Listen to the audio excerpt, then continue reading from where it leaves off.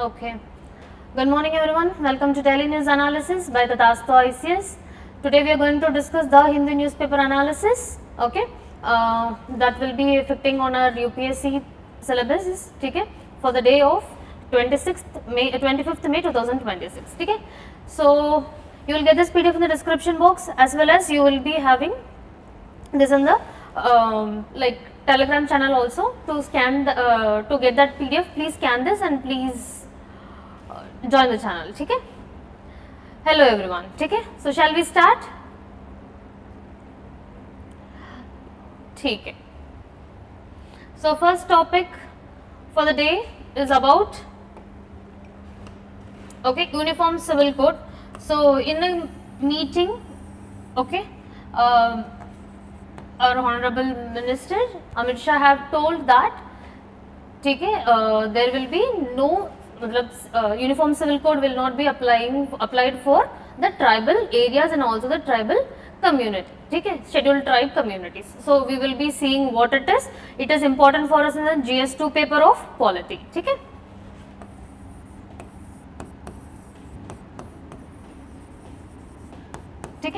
Then the second one comes section 120A, 124A.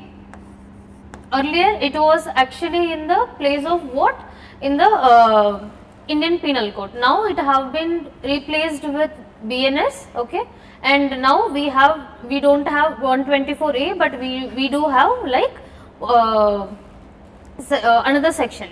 So we will be seeing that. Section, and along with that what is the relevance for our paper, because what is the issue with section 124A, all these things we are just going to see it. Ma'am कल का paper देखिए demote देखो हमेशा life में ups and downs होते रहते हैं, but you should not be demotivated with the paper. Life sometimes give you very uncertain things and also surprises, right? So don't get demotivated, just get your energy back, because your hard work is just kind of a manure. So if you are doing your hard work rightly and if you are doing it on time, then there is no issue at all, because we have the hard work you have put upon already, that will be helpful in your another attempt also. I understand it is again a 1 year time, but still don't feel demotivated or something. Just along with that, now you are able to see like where UPSC will be focusing on, like there is an idea about the uncertainty, so you will not be following one particular strategy, right? So just go with it. So read newspapers, read so many things, so that these statement based questions will be not taking much time for you to read in the real time exam paper. Yes, so that is what UPSC is unpredictable. Like we all will be surprised at that point of time when we open the question paper, right? So that is one thing about the UPSC. Now they have different filtering. The screening test is completely different, right? Because earlier the question 1 only, 2 only, that have been reduced drastically, and also now we are going with what? The statement based questions. And even if you see, the decision making questions have been came into the question paper, right? So it is like they are screening all your abilities from the first instance itself, like how your presence of mind, your precise things, how your decision, how you are making your decisions, and all these things are based upon that. So prelims is not only about screening test right now, it is also ahead of it, which was its earlier form. So now जो paper already खत्म हो गए उसके बारे में हम थोड़ा सा साइड पे रख देंगे. Please don't feel demotivated or something. It is another hurdle to jump. That's it. So now we will be regaining the energy and we will be focusing on the next things. ठीक है.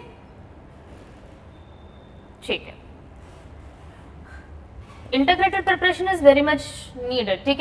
The thing is like it's not about clearing the prelims, it is about like developing your personality. Prelims is about like what, within a short span of time, how you are able to bring the best solution about it, right? Choosing the best options.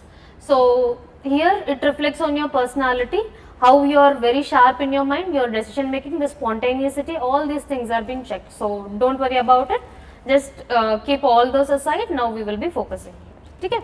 So again it is important for us in the GS2 paper, okay, polity, because there is some criticism against this. Though we have freezed and though we have like sidelined this section 124A, but still we have another section in BNS.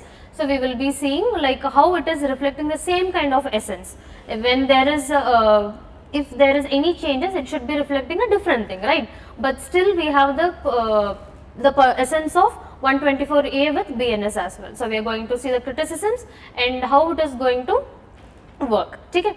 So this is one of the thing, and the next topic is about having end of Russian oil waiver. So US have recently, if you remember, we had the topic where US was giving the waiver, like US are asking India, you can go and buy the Russian oils. But now again, because of the Russian-Ukraine war, now they have completely cancelled the waiver. Now we are in the energy security things.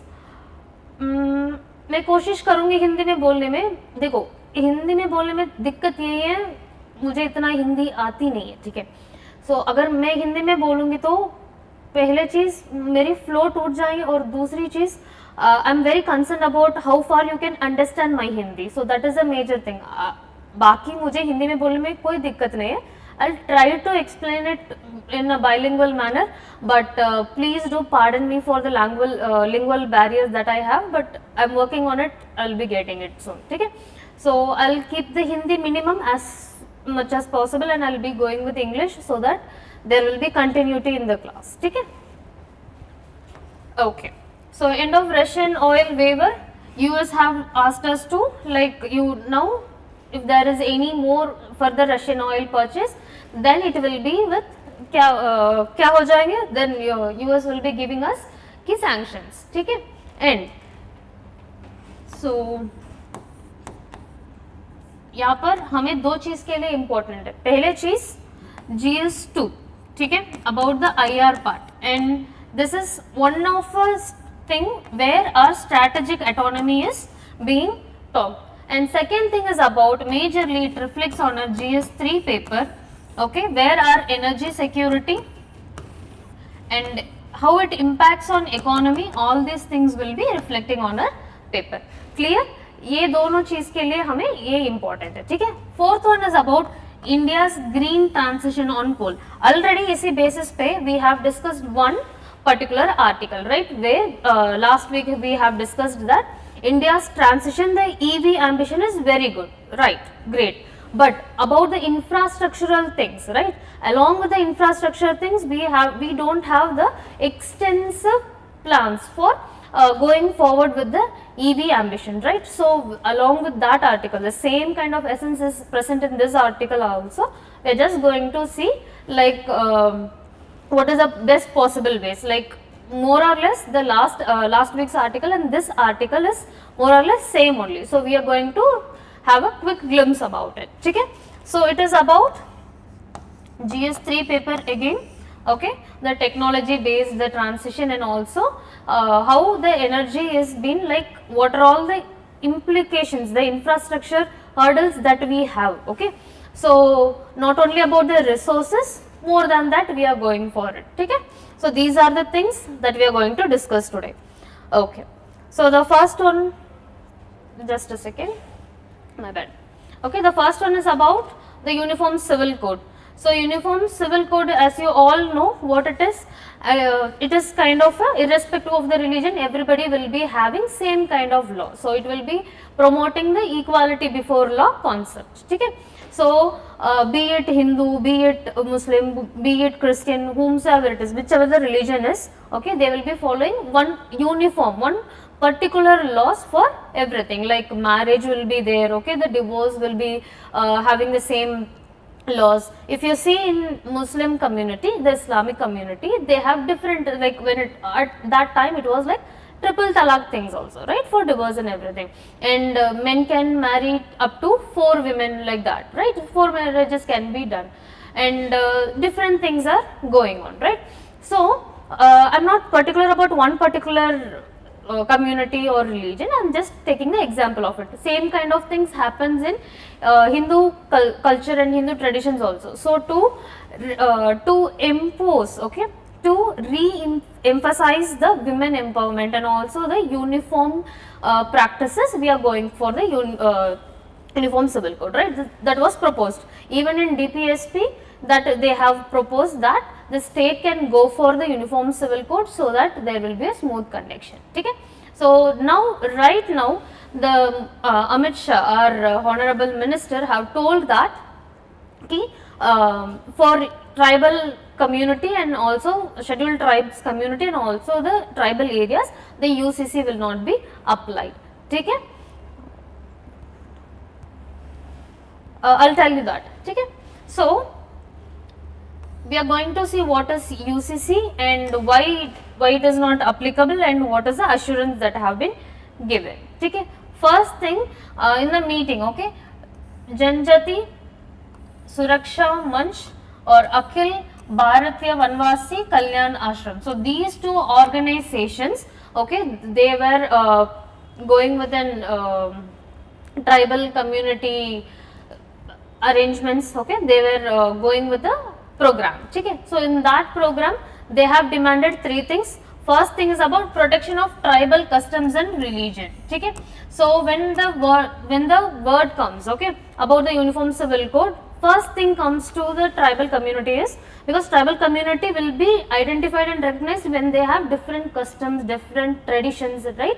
Particularly they will be confined to certain practices, right? So that indigenous and the core essence of their unique customs and traditions should not be eroded. So for that they have asked for the protection of tribal customs and religion, because here religion, it is not about Hinduism, Sikhism, Buddhism or something, okay, Islam or Christian, nothing is that. They have different religion, they have different deities, they will be having different religious practices also. Okay?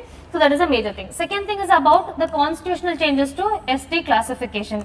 We will be coming back to this, because why they were asking about the ST classification, because if you see the scheduled caste people, if they will be still remained with scheduled caste amenities and the benefits when they are following Hinduism, Sikhism and Buddhism. Only for these three religious practices they will be given with scheduled caste like benefits and everything. Okay, if they are moving out of these three religion, they will be considered as different. If they are moving towards like what, if they are moving towards Islamic, then they will be coming under the Islamic reservations and everything only. Okay? So that is what the major thing here about. But when it comes to the scheduled tribes, okay, when they are moving to the conversion, majorly will be of the Christianity and also very minimal in the Muslims. Okay? So if they are converting their religion to other things, then still they are getting the scheduled tribes benefits. It is somewhere or the other contradictory, right? Because how it is contradictory? First thing is about their identification, their uniqueness in their religious practices and also the customs, right? So if they are stepping out of that particular customs and traditions, then they are not regarded, they are not classified as scheduled tribes, right? So that they are asking for. So there should be proper classification constitutionally for scheduled tribes, so that they will be following that particular religious customs and traditions, they will be identified as that particular clan or the tribe. Okay? If they are moving out of the religion, they will not be having the ST benefits. That is a major thing in the second thing. Third one is about amendments in PESA to protect tribal Gram Sabhas from outside influence. So PESA is nothing but how our local government, the third tier of local government, Panchayati Raj is there.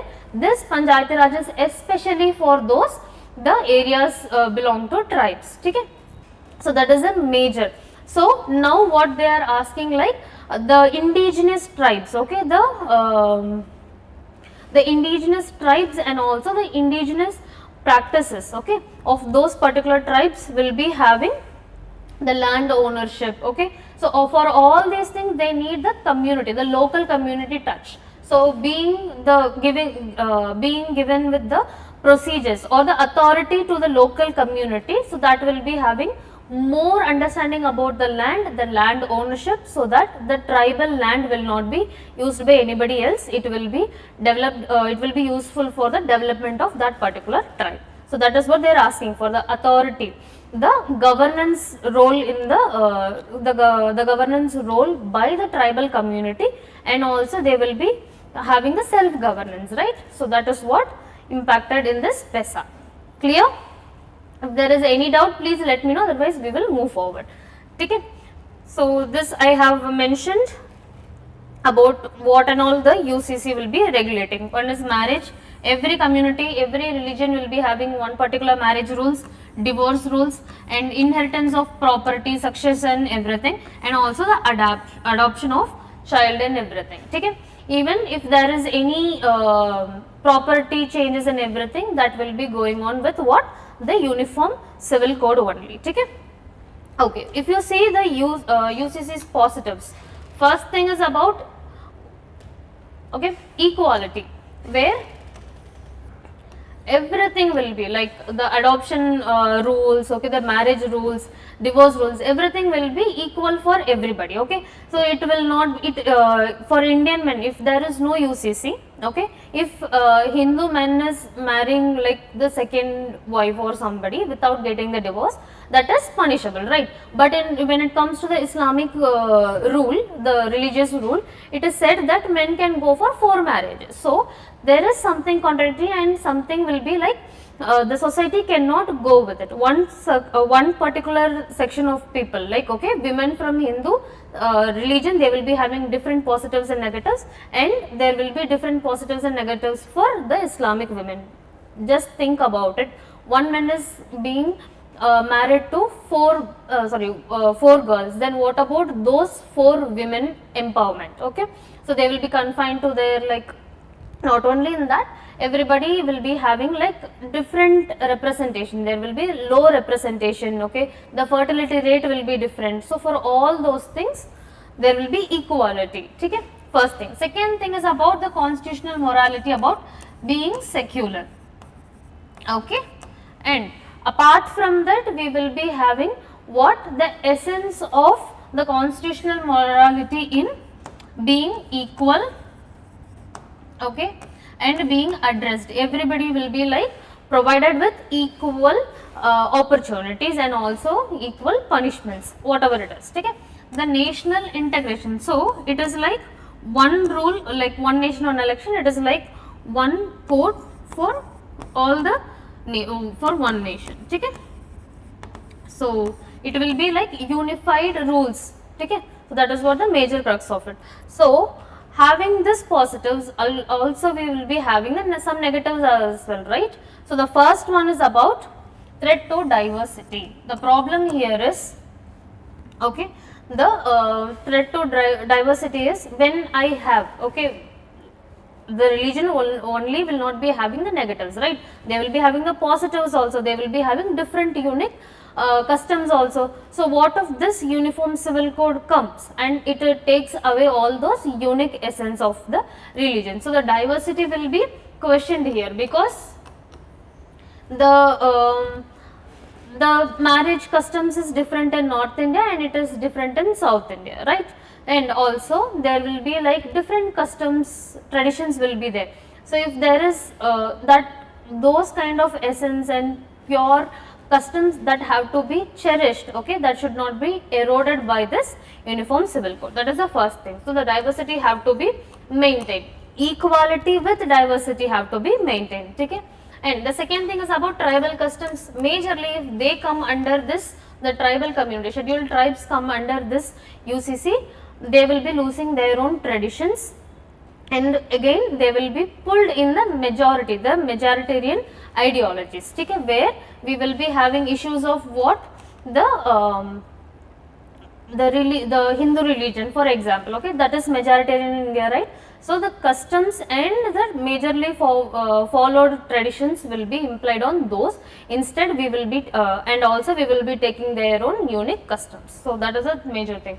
The clan based marriage will be because constitution says for like you can go for interreligious and intercaste marriage also, but in tribal areas mostly they will be going for clan based. So if they maintain like you cannot go for if they said all of a sudden you cannot go for clan based to promote this equality and everything, okay, so at that time this will be having a issue, right? And inheritance of major most of the tribes will be having maternal society, okay, than the patriarchy society. So that is one thing where the inheritance will be difference in there, and also the community land ownership. Okay, so the land ownership, if we are bringing UCC, okay, so the land will be, the tribal land will be sold to anybody else also, and gradually eventually that will be the tribal people will be eroded, and they will be what? They will be given with, other people will be taking their own land and they will be kicked out of those land, right? So if what if in case I am a tribe, okay, I signed my land to, I gave my land to any other resort or something, so eventually that will be gateway for them to come in, right? So being unaware about the resources and also the natural things about the forest or one particular area, they will be coming, they will be building their resort, right? So the nature will be completely eroded, and also eventually it will be impacting on what? It will be impacting on the tribal community also, but everyone will be started coming and they will be getting what? The areas, right? So that the land ownership one day it will be completely going out of the hands of tribal community. So that is a major thing, okay? Then the minority culture neglected, where we talked about the majoritarian laws and customs will be implemented, and the federal concerns, where we have talked about the different traditions and customs that actually differs from North India and South India, right? So the federal structure here, it will be like when there is state has a like different customs or traditions, or if they have any other festivals, okay, so these kind of things will be different here. It will hit different when the state and the local practices may be eroded, okay? So that will be settled with majoritarian and also the one particular custom, okay? It will be uniform for that, so that we will be losing the diversity. These are the negatives of UCC. Now if we see the provisions, the special provisions that have been given with tribal people, okay, first one is about constitutional protections. Here we have schedule 5 and schedule 6 separately for scheduled tribes, okay? So where we will be having the advisory councils, okay, and there will be governor will be having special powers to promote their traditions, customs, and there will be different rule also will be there, okay, and the tribal land and customs will also be included in that. They have separate practices, separate ownership, and also the registration process will be different for them. When it comes to 6, okay, especially it is schedule 5 is for mainland India, okay, this you have to keep it in mind. Mainland of India, like any other states like Tamil Nadu, Kerala, Karnataka, okay, Gujarat, Maharashtra, wherever it is, okay, the scheduled tribes will be having this protections under schedule 5, okay. When it comes to special areas like northeastern areas, Assam, okay, Mizoram, Tripura and things, okay, there we will be having different schedules where they will be having autonomous district council, they will be having separate rules and laws, okay, and along with that they will be having law making power. They will be based upon their customs, including their different unique practices, they will be having different laws, and also they have the law making power, so that their individuality, the indigenous essence will be carried upon, their different practices will be secure, okay. So that is what the thing is. So here they have asked for what? Amendments in the PESO also, that also have been assured by Honorable Minister Amit Shah. We will be seeing what is PESA, okay. PESA have been mandated for scheduled tribes based upon the 5th schedule, where the 3rd tier governance that we have discussed, right. So they will be having The Panchayati Raj that generally we follow in other areas of India, that will not be following in this particular areas, okay, based upon the scheduled tribe areas, they will be separate. Only the authorities will be from what? The particular scheduled tribes. Among the tribes there will be contested, the election will be contested and they will be elected among the what? These scheduled tribes only, there won't be any other outside influence will not be there, okay. So the Gram Sabha will be supreme where the law majorly like the decisions, the laws, everything will be based upon the Gram Sabha. And the protection to tribal customs, the first instances that they will be always, whenever there is a changes, whenever there is a updates, okay, first thing they will be always focusing on the protecting their tribal customs, okay. And also the land acquisition. So if any developmental projects, if in case, okay, if we are going for development projects with Myanmar for a better development things, if we are having a roadways, first consultation should be taken from these tribes, okay, through this Gram Sabha things. Then only we can go for further elaboration or any other road projects or infrastructure projects, because their land acquisition has different rules, okay. They will be provided with land ownership among the clans and everything, okay. So if we are taking out those ownership, then they have to be assured with different rehabilitation within certain particular area with same kind of forest cover and everything, because the minor produce are the major economy of those scheduled tribes, right.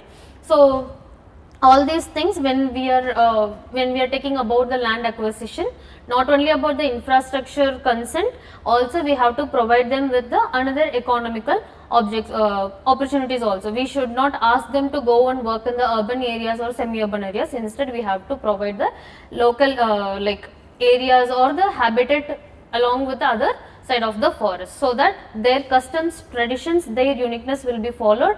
Along with that, they will be having their favorable economic practices as well, okay. So now along with that, protection against exploitation, this has also been, that is why the consultation, the influence, outside influence should not be coming and getting into their governance. So that is all the major things, okay. So the religion criteria they have asked for, that we have discussed, right. So if they are moving from, okay, the if they have converted to different religion, okay. So certain like Hindu, Sikhism and Buddhism, along with that, if, apart from that, if they are going for any other religion, they should be taken out from the scheduled tribes benefits. So that is what their concern here is, so that their traditions, customs will be followed, the religion pattern will be followed, and they will be having the indigenous recognition, okay. Clear till now? So that is it from this article. So please read, and it have been continued in page 12 also. In page 12 they have given it in a even more elaborated way, okay. So here it is very small, but there they have given. RSS will be one of a part where they will be regularizing those like customs and all those things, okay. But so they have given the word that,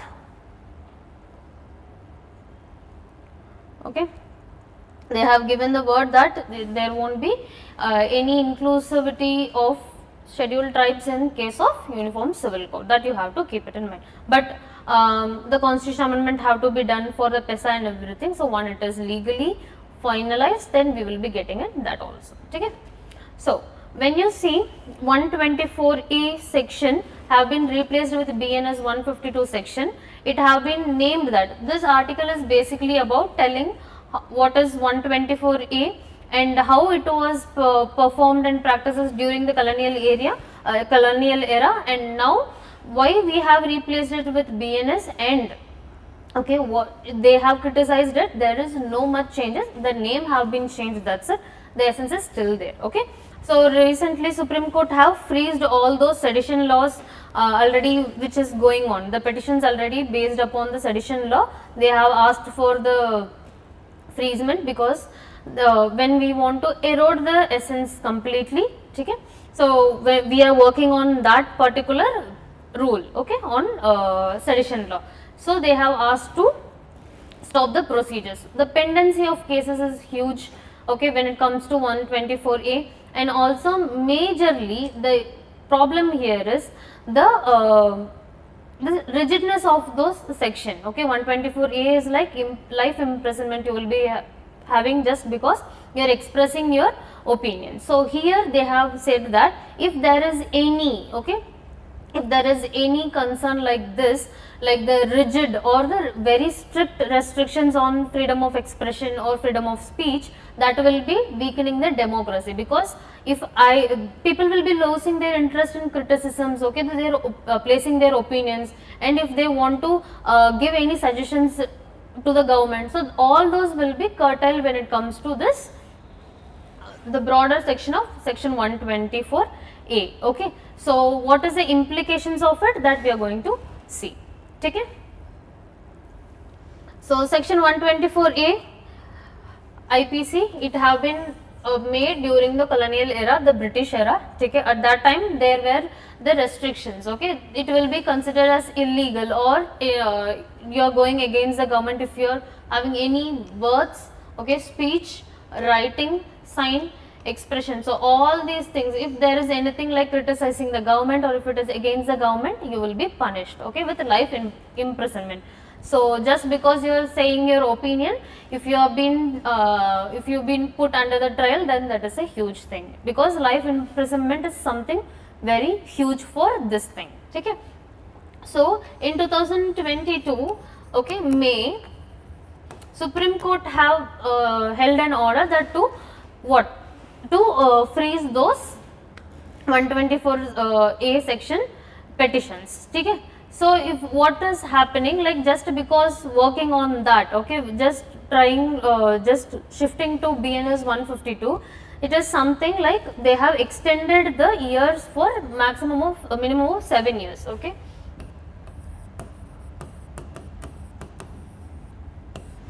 So the extended period will be up to 7 years, okay, and there is little flexibility also here compared to 124A, but still the word, okay, where they will be punished for the wordings against government is still very broader. There is no detailed or specific identification have not been given. So you can put anything, like if I am saying anything against today's government, I can be put on the trial based upon this 152 of BNS, okay. And one more thing about this is they have criticized it 124A in a new name only. So this is for your understanding only, you don't want to reflect this in your paper, but instead you have to keep two things. One is this extension of period and also the broader way of wording. There is no particular word, clearly it have not been mentioned. So generally if you see in the like in the news or things, okay, you will be noticed certain thing. Positives are there, but the negative, the loophole is about, okay. Okay, okay. So the thing is like, so the broader way, there is no clear definition, right? So that is like creating more loopholes for government. Okay, so if anything, if somebody, the journalist, okay, the students or any other critics, if they are giving their criticism or opinions, or if there is any other things that they are putting forth in front of the society about the government's operations and everything, that will be giving what? The uphand for the government to put them under the sedition law, right? So that is a major thing here. So in 2022, they have put a hold, they have freezed, Supreme Court have freezed all the laws, all the petitions that filed under this sedition law, and also they have asked like no new FIRs should be filed based upon this, because we are working on it, but new registration is not going on, that is fine. But what about the things that is being done by already that have been mentioned in the FIRs? So the problem here is, unless and until we are working on this, the already filed petitions and FIRs will be, that accused person will be what? They will be in the jail and they will be in the imprisonment.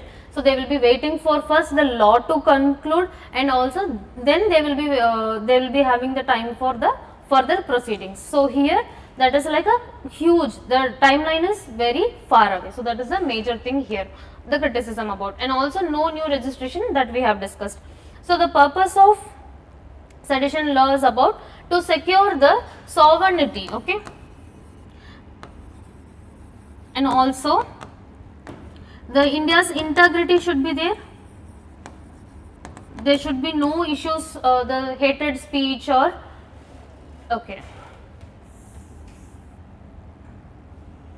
okay, the hatred speech should not be what, pardon me for the bad handwriting, I will make sure that you will be having the slides or the better handwriting notes, okay.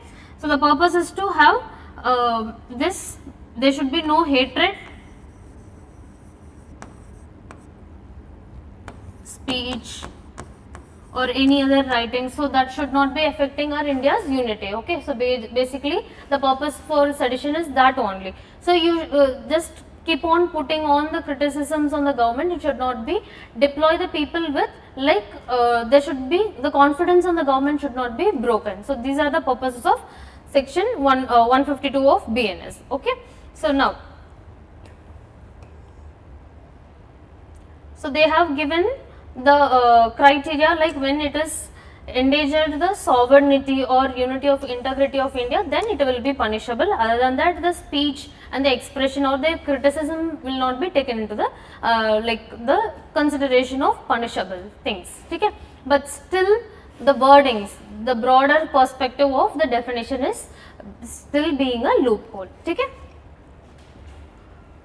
So what we have to do is, one thing about this is whenever we are amending or if we are changing something to bring it a better thing, even if there is any changes in any law, that has to be having a core laws, like core essence, okay. First thing, the definition of wording should be very clear. If there if it is penalized or punishments anything, the basis of punishments have to be clearly defined.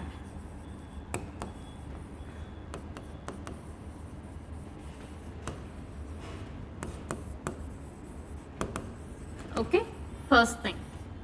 And second thing, we have to make sure one, not only the name have been changed, the other thing is like we have to erode the colonial era touch, okay.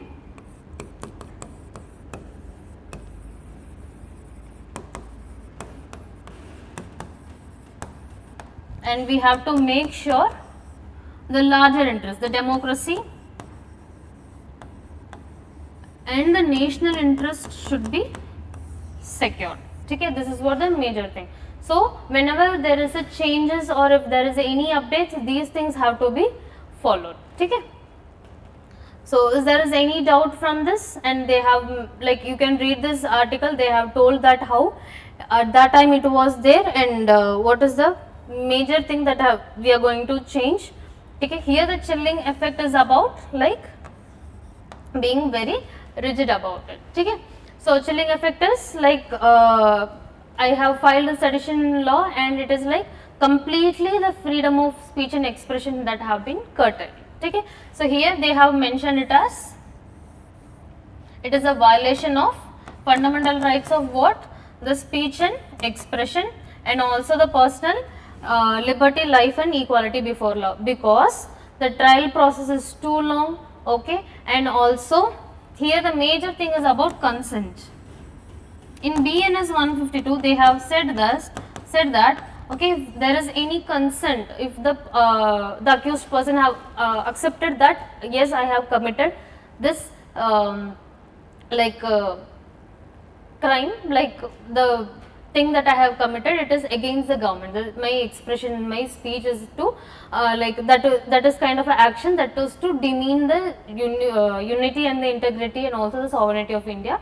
So then if they have accepted it, then the trial process will be moving further. If they are not accepted, the cases will be still pending only. So that is a major thing. The consent here, it is not about the original consent, it will be somewhere or the other influential consent. So if I am accepting my fault, if I am accepting my mistake or the misbehavior of me, So then only my like my cases will be moving further. Otherwise, I have to still wait and wait for unless and until this law have been clearly mentioned, clearly concluded. Okay, so that is what the major issue is about here. So please do read about the judgments IR Cello versus State of Tamil Nadu, and also in the SG Wambadkar versus Union of India. So all these things please do read about it and just have a glimpse about it. Okay. So the next one is about the US ends Russia oil waiver implications for India. So here what we are going to see now, US have told that like see the waivers have been taken away earlier. We were given the relaxation to buy the Russian oils, but now it is not going to happen because again Russia-Ukraine war is still going on only. Okay. So they have tightened the sanctions on Russian oil. If you see what happened with this is, worldwide it have impacted on oil price hike. Okay. Even Russian oil still is being sold, and the lesser amount, okay, even the little amount of oil being sold, it will be making money, larger money for whom? The Russia only. So there is one more thing. So the oil prices will be hiked. So here we are forced to go for diversification of our resources. Majorly US wants India to buy US oils. First, this is a hidden one. Okay. Second thing, uncertainty in shipping and insurance. So earlier, whenever you see when there is a oil shock, okay, the energy security, it is only about what? The oil, okay, bringing them, the diplomacy, and also about their relationship with the other country, okay. But now the oil shocks, the energy security concerns all about more than that, the oil supply alone. It is about the shipping, the piracy, okay, the maritime security. Because if you see in the Strait of Hormuz, when they were attacking, the US is attacking on Iranian vessels, it was like a huge, we cannot say that it will be hitting only Iranian vessels, right? It can be hit on any other shipping vessels also. So that is a major concern here. Here uncertainty is not about only the oil supply, it is about the shipping and insurance. Now insurance companies are charging very high, okay, and shipping industry, like there is uncertainty in the shipping industry also. That is also making the global oil prices hike, and also the insurance prices also being very high. Second thing. The third thing is about the supply chain disruptions. Uncertainty in the supply chain is always creating what? The confusion about the like whether today it is stable, okay. I didn't know, like because of the any other conflict, that supply chain will be properly given or not. Because if you see the Strait of Hormuz, we have discussed like 20 to 50% of global oil trade is going through transit through that particular Strait of Hormuz, right? So the disruption in that one particular place created what? The global oil prices. Inflation also have been hit on everybody, and apart from that, we had a unstable supply chain. So we have to move. We don't understand that. Supply chain disruptions. Which one you are not able to understand, Bhaskar? Please let me know. I will repeat it for you. Okay. So 20 to 50% of the oil transit for the global things will be going on what? Through the Strait of Hormuz only. One hit on the Strait of Hormuz, it is making all these implications in global wise. Okay. Inflation also have grew higher because more of a dollarization is going on. Okay. For one barrel, the dollars have been given in a higher range, and also everybody is looking for other alternatives where we are moving, like the oil price is also going on, the competition is also going for the resources. Okay. Then when it comes to the Indian context, they have said that energy demand is high in India. If you follow recently the newspaper articles and everything, even in the LPG crisis, we have said that the consumption is high, like literally 80,000 tons per day. Okay, but the storage that we have, okay, so that is very less. The storage capacity that India does have for the energy security is very less, be it LPG, LNG or any other petroleum also. Okay. So the continuous supply alone was like the undisrupted supply was giving the proper stable economical things, and also the stable price in the petroleum and diesel products, and along with that the stability in the supply chain created like undisturbed, okay, undisturbed like energy security in India. Okay. But now when it comes to the oil shocks and also the higher prices, it is creating more demand. People are trying to hoard everything, right? So that is a major thing. And when the energy is keep on going high, okay, the energy demand is keep on going high, we need to what? We need to look for another resources. First thing affects economy. As we all know, we have talked about the inflation, current account deficit, right? So all these are impacting on our Indian economy. How inflation has been impacted? Because oil prices are high, the transit cost is being included in the products. First thing. And second thing, my rupee is keep on, like I am purchasing with dollars, I am giving more upon dollars, forex reserve is coming down. So I have the current account deficit also, and along with that my rupee values also keep on depreciated. Okay. Okay, I'll look into it. Okay. So these are the major things it is affecting on India's context. So globally, if you see the issues with the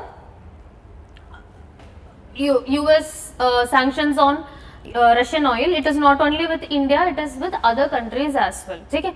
So if you see the pattern of it, it have created a fragmented global energy. Everybody is looking for other alternatives. There is no one particular stable or continuous supply for the oil. So it have been made the fragmented global energy, unstable geopolitics. So this is showcasing that there is continuous, like one thing or the other is keep on happening. So that is creating largely what? The geopolitical change. Because if you see in the West Asia, okay, the major problem is conflict is with Israel, US and Iran, right?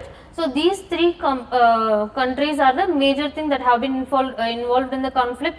But it has been impacted, it is taking, right now the West Asia is mostly of in the favor of US. So it is creating the US dominance. So the complete change in the geopolitics, indigenous ideologies are being eroded right now, and it is being a block system, and also it is coming under the dominance highly. So that is what the unstable geopolitics, we don't know whom is changing at what point of time, right? So UAE, right, and also Saudi Arabia, they are also taking the stand of US at certain point of time. And also if you see, Pakistan was also taking the dialogues between Iran and US, right? So all these things are like showcasing the geopolitical changes which is concerned to India, because if Pakistan is being in talks with Iran and US, okay, already we are trying to go into Iran through the Chabahar port for the access of Central Asia, right? So if Pakistan is getting the favor, so the major idea for the Chabahar port is about to like bypass Pakistan for the access of Central Asia. So if there is a strong bond between Iran and Pakistan, already US and Pakistan having a very good relations, right? So it will be nexus to whom? The India only. So the unstable geopolitics will be affecting our own foreign policy and also the strategic autonomy, that you have to keep in mind. And third one is about the vulnerable to sanctions. So global countries majorly vulnerable to sanctions, because US is blindly putting the sanctions if we are buying oil or any other thing from Russia or Iran. So whomsoever is in conflict with US, if you are buying any other products or any other things, okay, you are being sanctioned. So that is the major economical sanctions are the thing. Not only the economical sanctions, on also the visa things, okay, the higher education things, the job security, all these are being involved, because people are flying to US, people are working in US for a better opportunity, right? So when there is these sanctions, not only the economical, other sanctions are creating the things very crucial, so that people will be having lesser opportunity. Okay, that is also a major thing. Maritime disruptions. If you see the urge and the competition to secure energy security and also to secure their borders. Okay, because if I am attacking, if US is attacking Iran, you cannot promise any all the missiles and all the defense equipments will be hitting only Iran. It may be affecting other country also, just like how Iran was telling that US bases will be attacked. So US bases in other places also will be attacked, so that will be creating an impact on that country also. So in that kind of a situation, what people will be doing, one is China will be very active in Indo-Pacific region and South China region, because keeping that in the words like, I am going to secure this area for my own security, I am tightening the security in the maritime, first thing. And second thing, it is about everybody will be rushing towards one particular route for even travel, shipping, and also what this resources for oil and everything, for trade and everything. So that will be creating a flourishment in one particular area and leaving other areas who are not accessible to that. It will be making a huge burden, economical burden for those countries. So these are the maritime disruptions that we are talking about. Piracy will be huge. Okay, so the maritime disruptions will be piracy, because if you see the Strait of Hormuz has been now blocked. Okay? So if I am finding all other alternatives through, from Europe to India or any other places through African countries, okay, so that time I will be having the issue of piracy, because of already going the conflicted areas and also the politics, the unstable politics in African countries, that will be creating more opportunities for piracy. And next one is about, okay, competition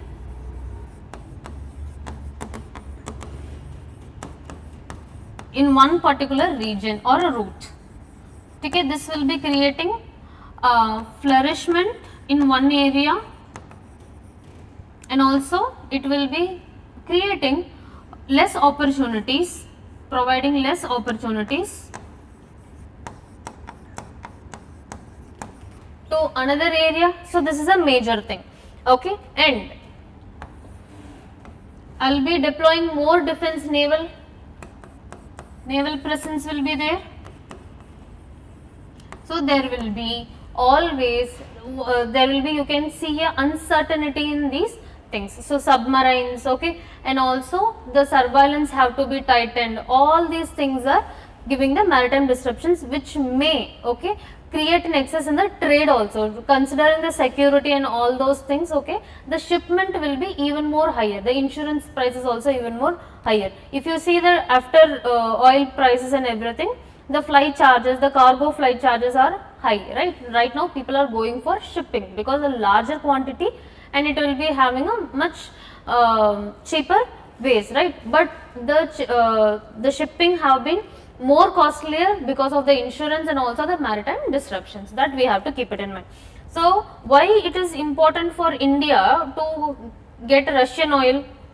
First thing is cheaper, because when it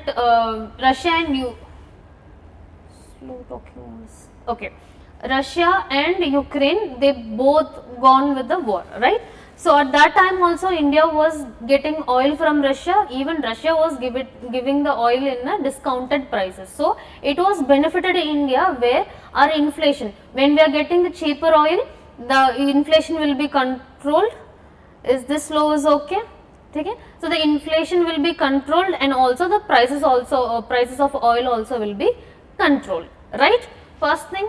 And the second thing is about the reliable supply from Russia. The availability of Russian oil is huge, so that we will be getting the reliable and a continuous supply from Russia. So that is why it is important. There is no panic, there is no ups and downs in the prices. It was kind of a stable one. Okay? That is why it was important for India at that time to get Russian oil.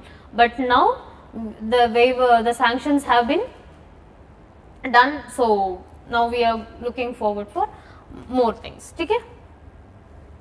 So in this article they have highlighted certain things about how the disruption in the Strait of Hormuz have impacted the global geopolitics and also the global energy security. First thing. Second thing is about global oil market, because it is giving other opportunities. Okay, the UAE is getting much opportunities. Okay, and we are going for another cleaner energy and everything, right? So the global oil markets not only giving opportunities for oil refining countries, other oil refining countries other than Iran and Russia, okay, and it is giving even more markets for the cleaner energy.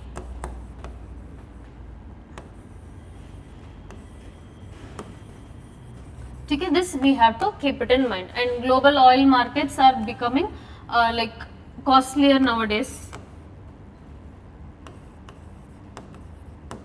Okay, that is also we have to keep it in mind. And the Western policy. So the Western policy is about US is deciding like from where those developing countries and certain countries have to buy the oil, and they are indirectly imposing the sanctions so that we will be in favor of US or else we will be under the US, so that the strategic autonomy will be questioned there. Okay, so if I am questioning with my strategic autonomy, the people will be losing the confidence in my government. First thing. And second thing, when the Western policy is about like one particular area or something, so again it will be increasing the opportunity and all the economic benefits will be going for one particular area and other will be given with nothing. Okay? So the Western policy will be impacting on economy also, and also the relation with other countries. So this you have to keep that in mind. Then what the steps that they have given, like what are all the things that we have to work upon. First is strategic petroleum reserves. As we have said that the storage is very less, and so we have to go for what the petroleum reserves have to be clearly maintained. Okay? And diversifying the sources, like there should not be over dependence on any other country. Like we have dependent on Iran because 90%, 85 to 90% of Indian oil is from import. The crude oil is imported to India, and major of the things from major of the proportion is from Iran oil and also the Russian oil. So depending upon one particular country, that will be creating this nexus. Instead we have to go for diversifying our resources. Okay? Third one, domestic exploration. So if you have any reserves, okay, within India or something, you have to go for that, or else the nearby resources have to be discovered. And the fourth one is about the renewable energy, where we are talking about the cleaner energy. So more of a solar and wind energy have to be taken into the consideration. And strategic autonomy, this is a major keyword nowadays. When it comes to IR part, this has been multiple times repeating, which is strategic autonomy. Just because to escape from the waiver, or just because we wanted to create more reliability with other countries or to secure the economical stability in India, we cannot give up on our strategic autonomy, because once if we are losing our strategic autonomy, the debt trap will be coming. Okay, and we will be we will be vulnerable to more sanctions, and along with that we have to we will be taking a like biased or a block kind of a stand. Okay, so that is major thing. So keeping in mind our strategic autonomy is also very important. India's national interest should come first rather than the foreign policy and the foreign interest or the sanctions. Okay, so we have to be ready, like if there is any other sanctions from any other country, like be it US or something, okay, we don't want to worry about all those things. We should be having a diversified resources for the smooth conduction. So that is a major thing that they are talking about. Read this article also. Okay, they have talked about the dependence and also other crises. Okay, so the storage have to be very clearly, they have emphasized on the storage practices of India, because consumption is high, demand is also will be equivalent to that, but the storage capacity we have saw that like 90 days capacity only, sorry, China was having 90 days and we were having only 7 days buffer or something. So we have to improve our storage capacity, so that we will be having, if there is any emergency on particular one time, we will be able to come up with the like stable supply. Okay? And India's green transition still runs on coal. This we have already discussed majorly. Because here they have talked about like how India's energy transition, okay, from the background of this transition majorly pushed by what, the Iran conflict, right? So the conflict in the West Asia majorly, because right now we are able to see like 90% of the India's importers on crude oil, right? And 90% of crude oil is based upon the import only. First thing. Second thing, we are giving upon more dollars, right? And also the third thing is about, it is a major sector which is energy security. So if energy security is being touched, or it is such a sensitive area, if there is any disruption in that, it will be completely shut down in India's electricity, okay, and along with that mobility, and along with that the growth completely. One day shutdown will be completely slowing down our economy, okay, the growth also. So here they have said that we are moving from coal based, or sorry, the non-renewable resources, from that to more of a cleaner energy, which is the EV and also those things, okay, renewable energy and everything. But the problem here is, the ambition is good, the idea is good, and we are moving towards the transition. We are getting more of EV vehicles and we are planning for it. But what about the background planning? Okay, the major infrastructure, the grid infrastructure, the storage infrastructure, all these things we have to focus upon. So that is what they are discussing in this article. So they have clearly said that it is an incomplete plan when you are looking forward for only when you are looking forward for changing your energy sources other than preparing for the infrastructure. Okay? So real transition, but it is incomplete without the infrastructure for the other alternative resources. First is renewable energy capacity.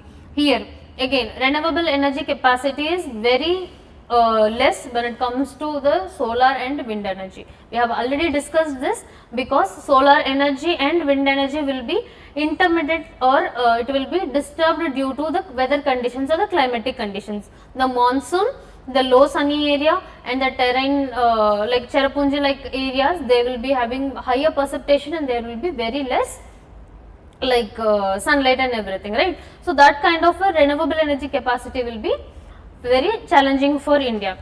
India is being a global leader in the renewable energy transition, but we don't have a proper infrastructure things. And reducing the coal's share also. We are trying to reduce the coal's share, but we will be seeing the data comparing to 2005 to 2026, where we will be having different. Earlier the renewable resources were less. Now the renewable resources and non-renewable resources, the energy from those two are equally compensated. Okay, that we will be seeing. So even though we are looking forward for renewable energy capacity and being a global leader, certain thing is storage is weak with us. Okay, there is insufficient grid infrastructure, which we have talked about. If we want to transit large vehicles, okay, the bigger like huge transit and everything, we need infrastructure in the highways, we need infrastructure for charging, so that the power grids will not be having the stress, right? All of a time, in one particular time, if everybody started to charge their EVs, okay, what it will be happening, the voltage will be going up and down and the grids will be spoiled very easily. So we have to make it available for in a larger volumes, the grid, so that there won't be any grid stress. And also we have to work upon working place also, so that they can charge their EVs, so that there won't be any stress at one particular time. Okay, and apart from that, we have talked about the golden quadrille also, where Chennai, Mumbai, Kolkata, Delhi, they will be having the major grids for recharge through the highways and everything, right? So these are the things that we are lacking behind. So we are and still under planning. We have to focus on this area. Unless and until we create infrastructure, we cannot go for majorly of the cleaner energy, because if you are moving for EV, okay, be it two-wheelers, be it heavy vehicles or whatever it is, for them the energy will be from electricity. So just reducing the crude oil alone will not be helping in that, because electricity is still basically in India majorly from the coal based energy, since our solar and the wind energy is yet to be having a better infrastructure. Okay, so that is what have been discussed here. Okay. So first thing is about the renewable energy growth that I have discussed. In 2005 earlier, okay, it was the renewable energy was 0.72%, where the coal and the petroleum based energy was running more. Okay. But when it comes to 2026, it have been moved towards 42.4%, and the non-renewable resources in 2005, okay, it is 58.7%. Now if you see in 2026, it is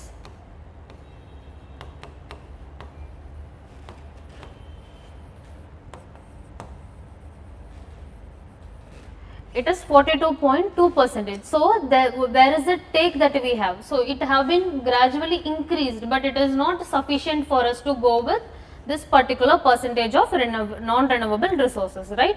So there we have to improve our infrastructure, and also we have to improve the plants, so that we will be able to shift to complete greener energy.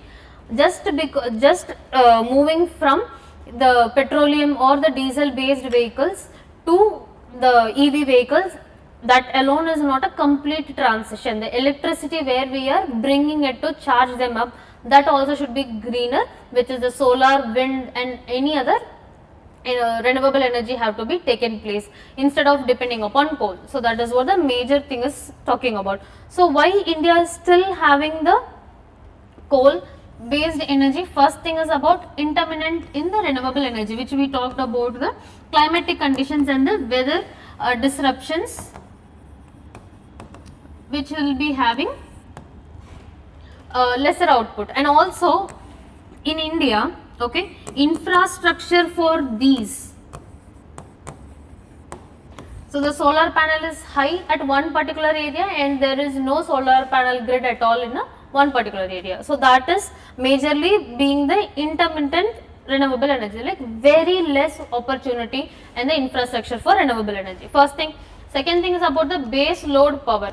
So base load power is the reliable support, okay. It will be continuously coming, the energy will be continuously being given without any disruptions, majorly of what? The coal based. So the base load, the availability is too much, okay. So that is a major thing. Third one is about supporting infrastructure. Since we don't have much supporting infrastructure for renewable energy and we have much better infrastructure for coal based energy, we are still going with coal, but we have to move from coal to different renewable energy sources, okay. So that is what they have discussed in this article. Please do read about it, okay. So now we have to focus on more of what, like we have to reduce the dependence on the fossils, and now we have to move towards the renewable energy. So that's it for the day. Just read all those articles. When it comes to UCC, please read about the challenges in implementing in India and also the judgment cases, and apart from that please do your static part also, okay. And along with that, for other two articles, start analyzing yourself. Apart from that, the points that we have discussed, if anything you could do, that is a better one, okay. So we will meet soon, we will meet in the next session, okay. Most probably it will be tomorrow also in the morning only, we will update you the timings, okay. So I'll try to have a better handwriting in the PDF, and also if possible I will be giving you the slide based PPTs, okay. So thank you so much, all the very best. I try to speak in Hindi, but I am really sorry. I was like skipped completely to English because I'm still working on my Hindi. Okay, so most probably very soon I will also be including the bilingual delivery of the content. Okay, thank you so much.